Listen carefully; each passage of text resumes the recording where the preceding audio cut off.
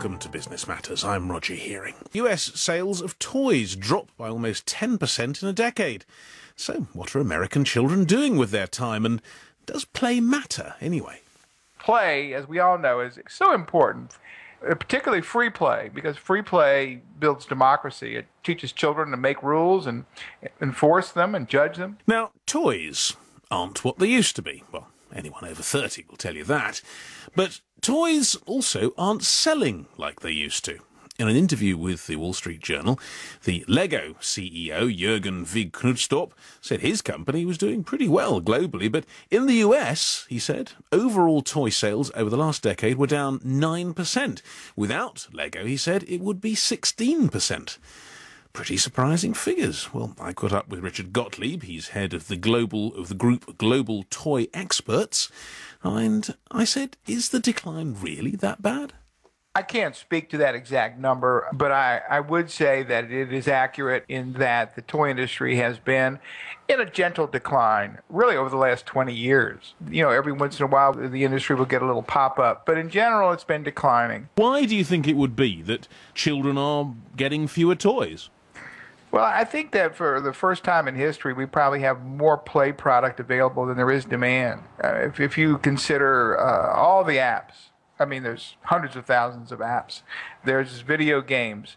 There's traditional toys. There's playgrounds and children's media and movies. And on top of all that, children have less time to play than they ever have. The amount of free play time has declined by 8 hours in the last 25 years. That's pretty sad, isn't it? It is sad. It's a real concern, and I think it's the bigger story, frankly, and that is play, as we all know, is so important for mental and emotional and physical health, particularly free play, because free play builds democracy. It teaches children to make rules and enforce them and judge them. So I think that what's happening is, you know, all the play industries swim in the same ocean, and that ocean is available playtime. And so you have more creatures in the sea and less ocean. But I suppose my son, for example, he plays a lot on computer. He plays on computer games. He doesn't have to buy the games, particularly. A lot of them are free. He's still playing, but he's not getting toys to play with. Correct. A lot of playtime is happening online. A lot of it is happening on iPads and on smartphones. And a lot of the reason for that is that children spend a lot of their time playing in between now. They're in the back seat of the car going somewhere. And so it's portability of play, and iPads and that sort of thing really lend themselves. So what can the toy industry do then? Because if it is declining by this amount, which you've agreed is, you know, there is a decline, is it sustainable? I wrote an article about a year ago called "The Toy Industry is Dead."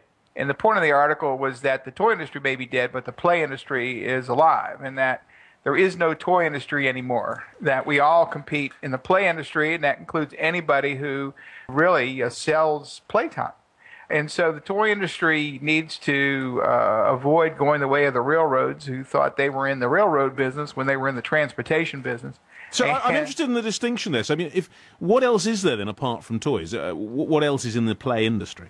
Apps, video games, theme parks, children's media, all that competes for playtime. And not to mention playgrounds and so many other forms of play. So the toy industry no longer competes just for shelf space, but for time in an 8-year-old kid's head.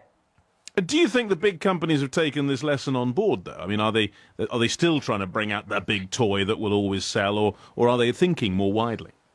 I think what's challenging for the traditional toy industry is that it's fundamentally, the toy industry is a mechanical, industrial age industry. It really came out of the late 19th century and is struggling to get into the 21st century.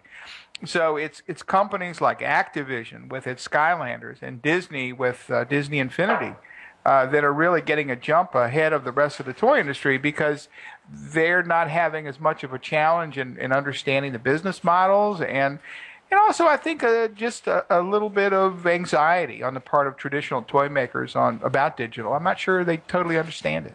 Well, we all came at this from what the head of Lego was saying. I mean, Lego is about as traditional as you can get, building bricks, basically. They seem to be doing okay, don't they? They're absolutely not. It's truly a brilliant company, and they are another example. I should have included them in terms of getting out in front. They started creating their own characters and storylines and intellectual property a few years ago. They have been very active on the internet, multimedia, with movies and all these different things. So they again understand that to be competitive in play today, you have to provide kids with opportunities to be in a physical and a virtual play environment. Because for kids today, there is no difference between what's virtual and what's real. It's all real to them. Richard Gottlieb there.